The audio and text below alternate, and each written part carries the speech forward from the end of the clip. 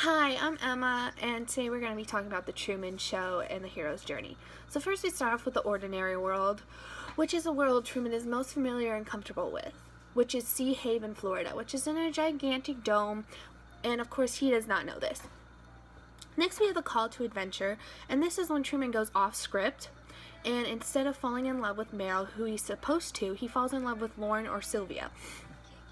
Because of this, Sylvia is able to take him off camera for a brief second and tell him that the world he's living in is completely false, but then she disappears.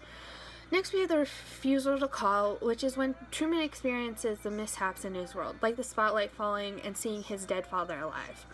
But he does not accept these, and instead accepts the explanation given to him by the actors within Sea Haven. So next we have the mentor, which is Lauren or Sylvia, and this is because she's the only one who has the courage to introduce him to the fact that the world he's living in is completely false and starts him on his adventure. Next we have crossing the first threshold, which for him is when he goes to the travel agency and tries booking a flight to Fiji, which represents his dreams. But that doesn't work out, and so he attempts to take a bus to Chicago, but instead the bus mysteriously breaks down. Next we have test, allies, and enemies. The tests are mostly centered around the mishaps that happen in Sea Haven, particularly when Truman tests his theories of that everything that happens is always the same, like the lady riding the bike and traffic. And Truman goes out in the car trying to test the theory, and Meryl, his wife, comes with him, and she is known as the enemy because she tries to hold him back from his dreams, try to tell him he's delusional and that everything he's thinking is completely fake. But when she finally breaks down when they return back home, this starts to approach in the inmost cave. When she breaks down, Truman is trying to demand her to tell him that this place isn't real and that this is all fake. During this, Christoph, the creator, is interviewed, and Lauren / Sylvia calls into the show where he's being interviewed, and Christoph agrees that if Truman can uncover the secret of Sea Haven, he will be allowed to go free. Next we have the ordeal. This is when Truman is asleep in the basement and Marlin comes in to see what's happening. Marlin uncovers the blankets and sees that there is a noise recorder and a gaping hole signaling Truman's escape. And this is the first time the transmission is completely cut off. Next we have the reward, which is Truman overcoming his fear of water and sailing, attempting to leave the fantasy world.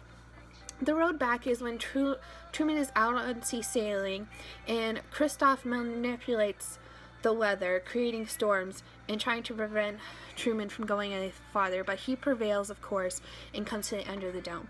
Next we have the resurrection. This is when Truman is at the exit door at the end of the dome, and Christoph speaks to him directly for the first time in his life and tries to tell him to go back and live in the safe world he created for Truman. But Truman says his normal greetings and leaves. The return with Elixir is when Truman has left the dorm and enters the real world, and Christoph finally cuts the transmission for good and ends the show. So some of the film techniques we have are the use of vignette shot, which shows the camera on the set being used. Next we have lighting, so particularly dark in the room where Christoph is to represent the darkness of reality, and the bright lighting within Sea Haven to represent the false perception of perfection and safety within the world Christoph created. Close-ups particularly are on the bridge when Truman is crying, signaling the climax of the story. A long shot happens when Truman is reaching the end of the dome. Truman's back is to the audience, representing his freedom from the fantasy world. The production design is the setting of the island, which is keeping Truman from ever taking a trip because of his fear of water. And the acting is particularly when the people in Sea Haven are all actors, and it makes Truman and the audience believe that Sea Haven is actually reality at the beginning of the movie. So today I'm going to be pitching The Departed. So the characters we have are Colin Sullivan, who was introduced to the crime organization as a young child. As a child, he started out very religious, a good student, and a very good person, but he slowly becomes corrupted by the crime organization and becomes a young criminal. And he goes undercover as a cop. Next, we have Frank. He is basically the main antagonist of the story, ruthless, just, the regular mobster kind of character. Next, we have Billy Costigan. He's recruited to go undercover and infiltrate the crime organization. In order to do this, he has to sacrifice family and friends to obtain his ultimate goal, which is justice.